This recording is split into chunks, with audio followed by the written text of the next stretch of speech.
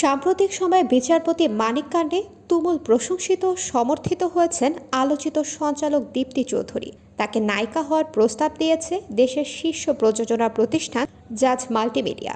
তবে দেশের অন্যতম প্রযোজক আব্দুল আজিজকে ফিরিয়ে দিলেন আলোচিত এই সঞ্চালক দীপ্তি চৌধুরী।